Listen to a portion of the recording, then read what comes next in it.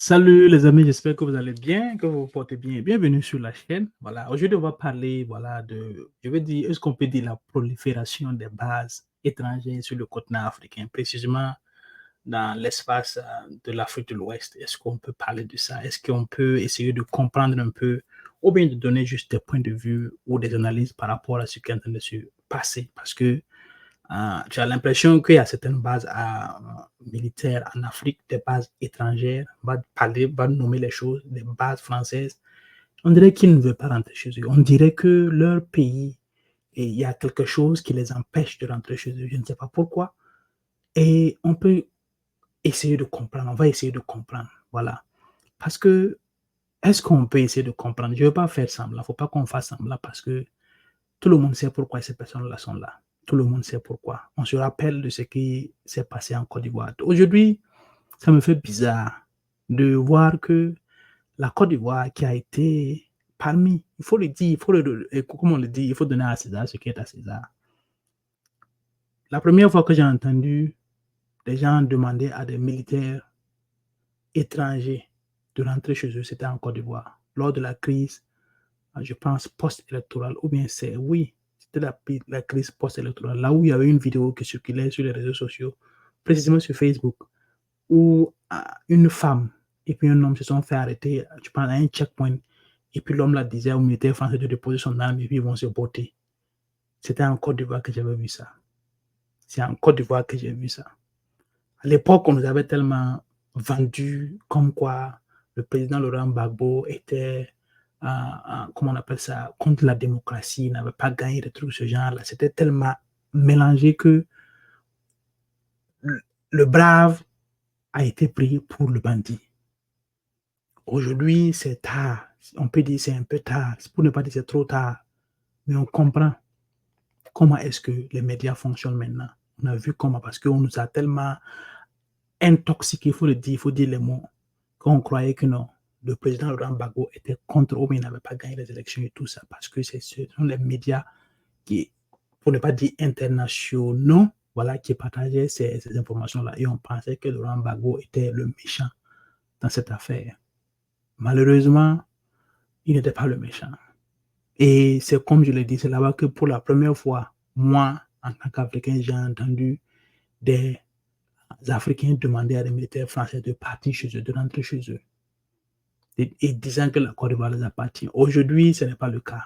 Il y a un président qui est à la tête de la Côte d'Ivoire qui a donné la clé des champs aux bases militaires françaises qui sont installées, plus confortables que de par le passé et qui sont en train même d'expandre, pour ne pas dire de grandir. Voilà, c'est triste de voir des choses comme ça. Un pays comme la Côte d'Ivoire, un pays hospitalier, un pays que j'ai eu la chance j'ai passé presque en gros 3 ans en Côte d'Ivoire. Non, pas 3 ans, 2 ans quelque chose. 2 ans et puis mais la première fois que je suis sorti de Burkina Faso, c'était en Côte d'Ivoire, en tout cas pour beaucoup de Burkinabés. Il faut le dire, parce que c'est à côté et parce que oui, on sait que c'est un beau pays, c'est un pays béni, c'est la vérité. Malheureusement, un pays béni qui est en train d'être asphyxié, qui est en train d'être on est en train de squeeze, comment on dit ça, qu'on est en train de presser comme un citron. Et c'est pas simple. Un pays qu'on est en train d'utiliser qu'on a failli utiliser comme base arrière pour aller attaquer le Niger, parce qu'un président à la sortie d'une rencontre de la CEDEAO a décidé, voilà, d'envoyer des enfants d'autrui aller se battre contre des frères africains au Niger pour remettre un président en place. Ce ne sont pas des choses qu'on raconte, ce n'est pas comme si il y a de cela 10 ans, il y a de cela quelques mois, à peu près 6-7 mois de cela. Voilà, c'est ce qu'on voit actuellement en Côte d'Ivoire. Des Burkinabés qui sont en train de se battre contre des groupes armés terroristes qui attaquent des populations innocentes, qui sèment la désolation parmi ces populations-là. Population qui n'a pas grand-chose que de se fier à leur armée, à leur président et le capitaine Ibrahim Traoré, qui est en train de faire un bon boulot, il faut le dire aussi. Malheureusement, ces groupes armés terroristes-là, une fois qu'ils passent la frontière ivoirienne, les autorités burkinabées n'ont pas le droit de poursuite. Donc, ces gens-là vont en Côte d'Ivoire, ils font leurs emplettes, ils se soignent, ils guérissent. Je ne veux pas dire que les populations et les autorités ivoiriennes les aident. Non, non, non, pas du tout. Ce ne sont pas mes mots. Mais quand ils vont là-bas, personne ne les poursuit. Ils vont là-bas, ils font ce qu'ils veulent, et puis ils reviennent. Ils font des escarmouches, et puis ils fuient, ils rentrent en Côte d'Ivoire. C'est normal. Les Ivoiriens regardent, voilà. Et quand les Burkinabés veulent parler, on dit que non, pourquoi ils parlent? Il ne faut pas qu'ils parlent, il ne faut pas qu'ils dénoncent ça, il ne faut pas qu'on dise ça, comme si on inventait des choses, comme si on mentait. Vous savez, le problème, c'est que ce que le Burkina Faso a été utilisé de par le passé pour déstabiliser la Côte d'Ivoire. Aujourd'hui, la Côte d'Ivoire peut être utilisée pour déstabiliser le Burkina Faso. Et ça va être comme ça, un jeu de ping-pong. On se souvient que c'est, d'après les archives, d'après ce qu'on sait beaucoup, le président, il faut le dire aussi, ce qui est arrivé au capitaine Thomas Sankara, beaucoup de choses sont liées à la Côte d'Ivoire. Et ce qui est arrivé au président Gbagbo, beaucoup de choses sont liées au Burkina Faso parce que la rébellion est partie du Burkina Faso. Il faut dire les choses. C'est un jeu de ping-pong. Est-ce qu'il n'y a pas un temps pour qu'on arrête de faire cela en tant qu'Africain? Est-ce qu'il n'y a pas un moment où on peut dire non, trop c'est trop? Est-ce qu'il n'y a pas un moment où on doit briser cette, comment on appelle ça, ce curse, cette malédiction générationnelle-là? Est-ce qu'il n'est pas temps qu'on brise ça? Est-ce que ce n'est pas temps que nous, les jeunes, on dise aux anciens d'arrêter ce jeu-là parce que c'est un jeu dangereux? Combien de fois Dieu nous aime? Combien de fois Dieu va nous laisser faire des choses comme ça? Combien de fois la nature, appelez ce que vous voulez, les ancêtres, vous nous permettre de nous amuser comme ça, les uns les autres, et puis frôler, voilà, les extrêmes. Dites ce que vous voulez. Combien de fois, combien de temps on va continuer à faire cela? Alors qu'on sait que les pays dépendent l'un des autres. Le port de la Côte d'Ivoire sert à alimenter la sous-région ouest africaine. C'était un des plus beaux ports, pour ne pas dire un des plus grands ports, par où beaucoup de marchandises burkinabées entraient. Mais imaginez si les choses se détériorent, si les choses se gâtent. Qui sont perdants? Tout le monde perd. Ceux qui vont gagner, ceux qui vont en profiter le plus, c'est ceux qui fabriquent des armes, c'est ceux qui vont fournir des armes à ces populations-là, ou bien à ces militaires-là pour s'affronter. Je ne parle que ce soit la Russie, que ce soit la France, que ce soit l'Amérique, peu importe, celui qui viendra en aide à qui que ce soit, celui qui en profitera. Parce qu'on sait que ces gens-là ne viennent pas profiter, ne viennent pas aider pour cadeau. Ce n'est pas possible. On le sait. Ce ne sont pas c'est pas des choses qu'on raconte, qu'on invente pour raconter. C'est la vérité, c'est exact, c'est comme ça. On ne parle pas, on ne dit pas. La vérité. C'est la vérité. Quand même, qu'est-ce que les Africains, qu'est-ce qu'il faut aux Africains pour se réveiller, pour comprendre qu'ils sont en train d'être utilisés. On est en train de cogner la tête les uns contre les autres. On est en train de les utiliser comme, je ne sais pas, on les traite comme des gens qui ne peuvent pas réfléchir, qui ne peuvent pas prendre des décisions d'eux-mêmes. Qu'est-ce qui arrive au président Ouattara? Pourquoi quelqu'un qui est âgé, pourquoi quelqu'un qui est sage, qui est supposé être sage, permettre ces choses-là? Quelqu'un qui a des origines burkinabées, permettre ces choses-là. C'est la vérité. Est-ce qu'on ment? Est-ce qu'on raconte des choses qui ne sont pas vraies? Est-ce que ce sont des mensonges? Non. Est-ce que ce sont des conspirations? Non. C'est la vérité. Qu'est-ce qui empêche le président Ouattara de dire non? C'est mon pays d'origine, je ne peux pas permettre que des choses-là arrivent. Il faut qu'on soutienne les Burkinabés pour qu'ils en finissent avec ce terrorisme-là. Ça te grandit. Surtout qu'on n'est pas éternel. C'est un plus à ta vie.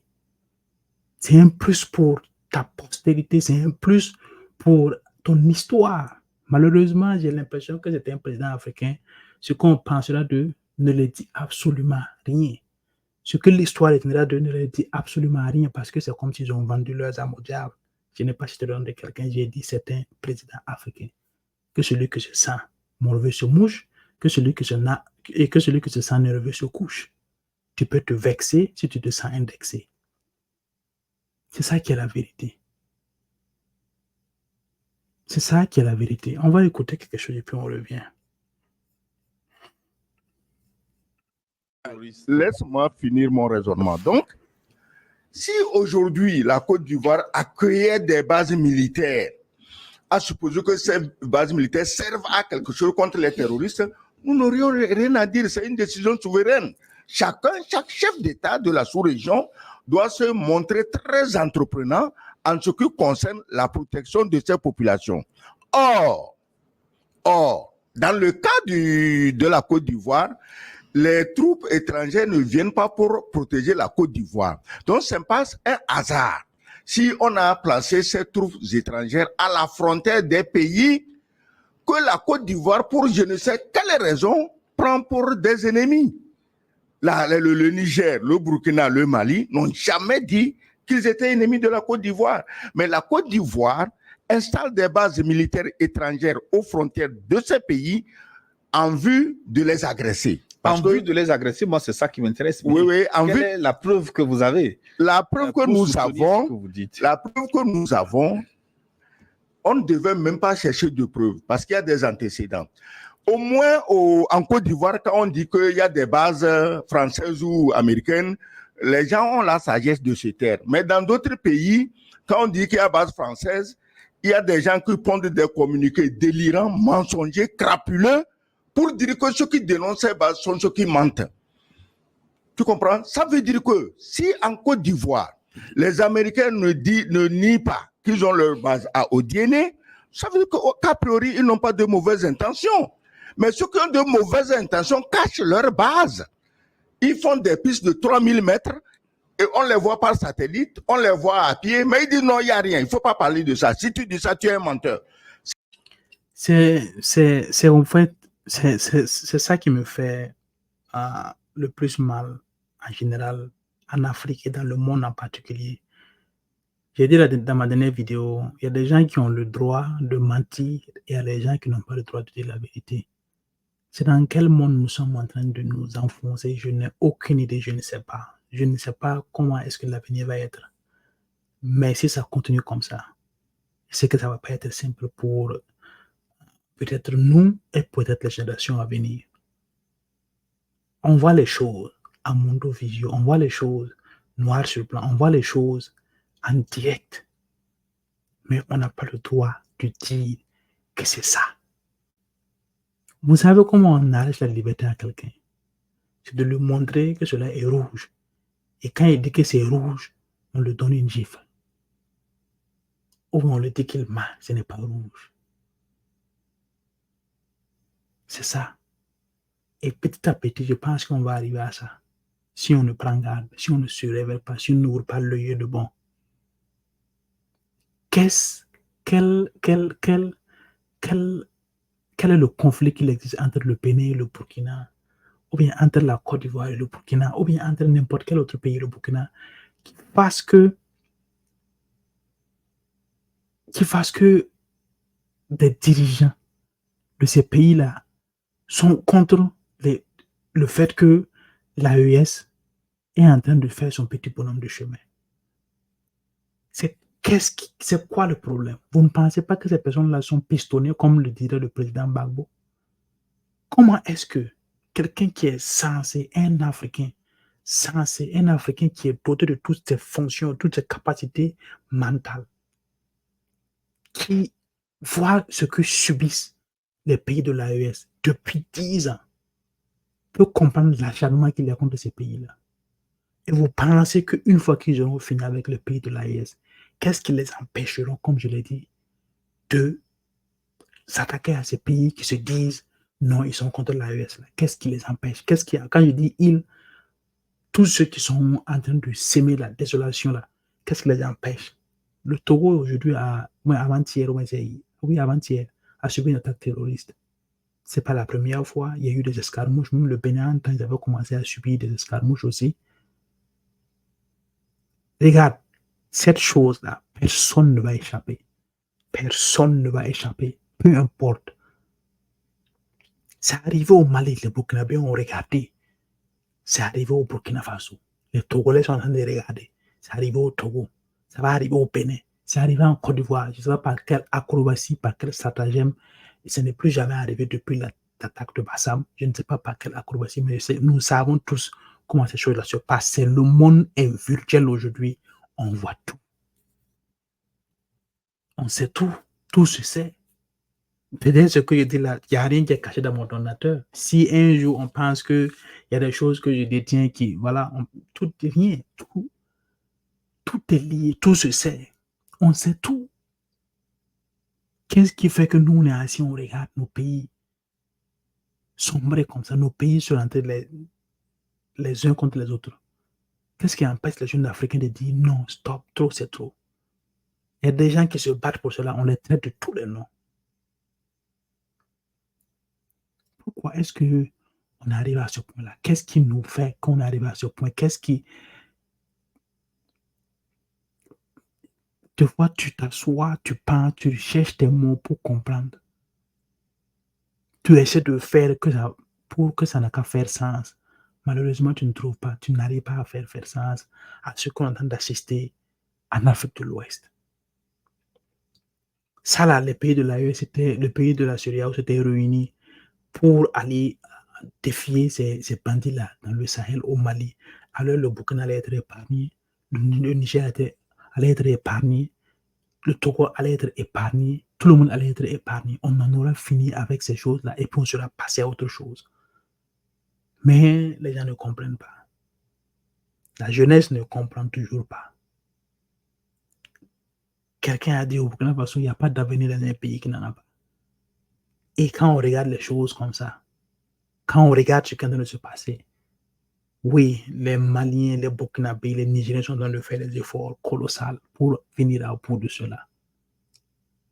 Mais si les taux se resserrent sur ces gens-là, qu'est-ce qui les empêche de contourner et de venir attaquer les pays qui sont dans la côte?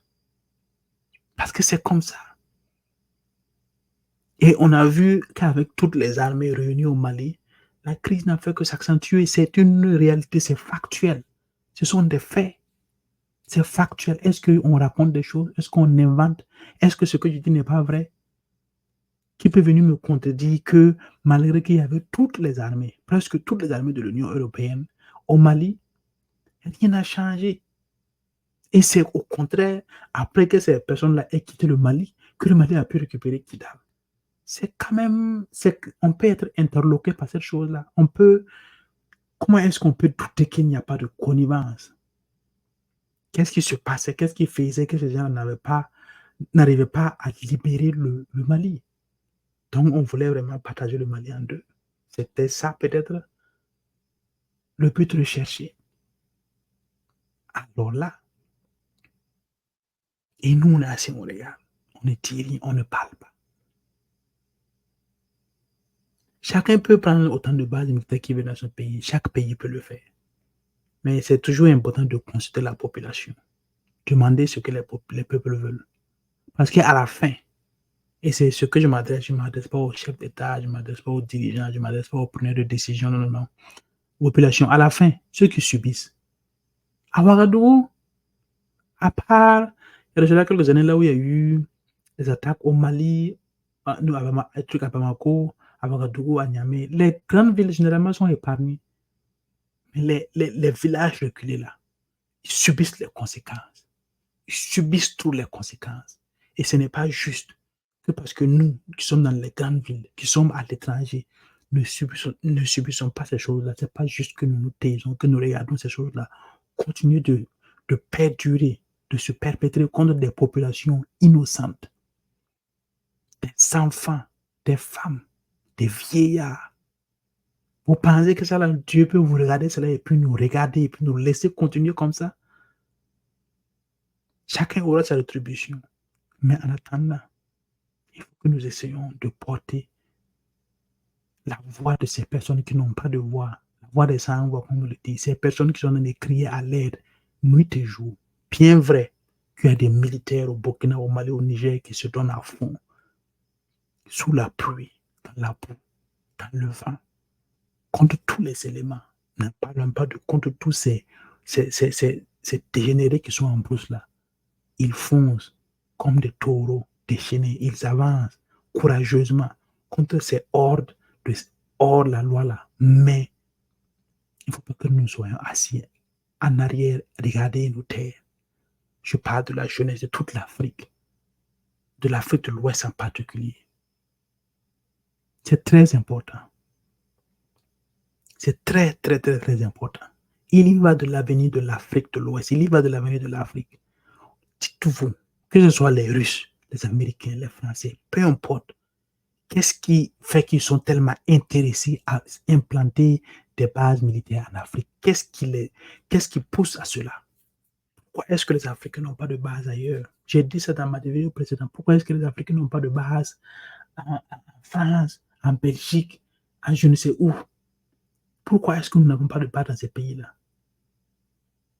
Si on dit que nous avons la même intelligence, nous avons la même force, qu'est-ce qui nous empêche de le dire? Allez-y chez vous.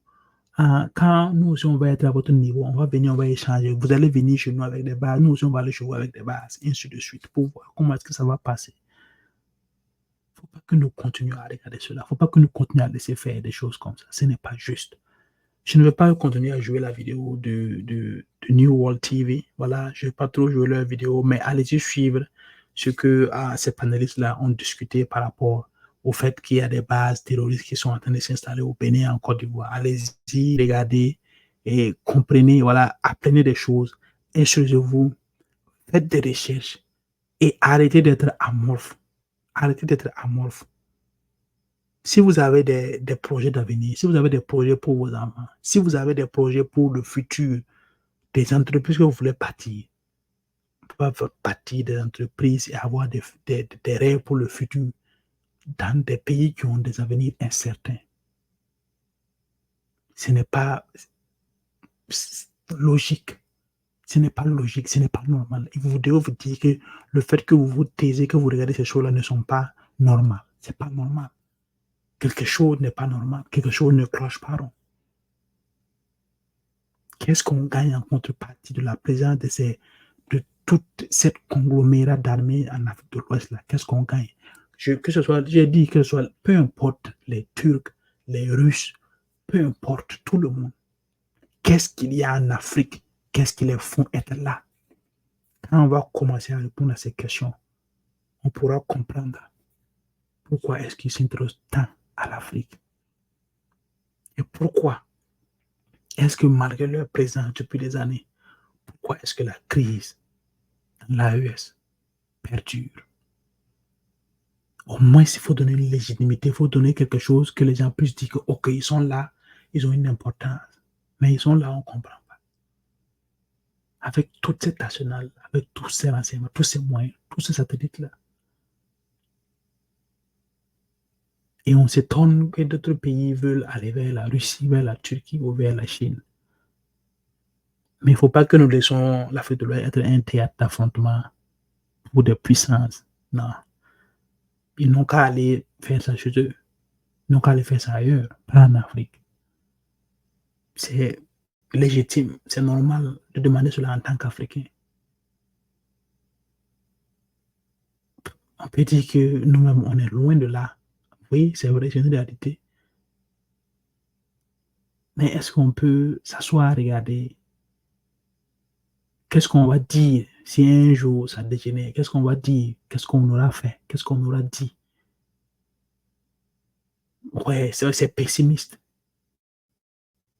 Mais le paranoïaque, là, c'est lui qui vit longtemps. Et le peureux meurt 1000 fois. Le brave meurt une seule fois. Il y a des moments où il faut se taire, il y a des moments où il faut observer, il y a des moments où il faut parler. Et il est temps de parler. Il est temps de dire que nous n'en voulons plus. Nous n'en pouvons plus. Nous avons le droit, comme tout le monde entier, à espérer à un avenir meilleur. Quand même avec ce qui se passe dans le monde, on ne sait pas trop quoi penser. En réalité, ce n'est pas du pessimisme, mais c'est la réalité, c'est du réalisme. Bien de choses à vous. Peace.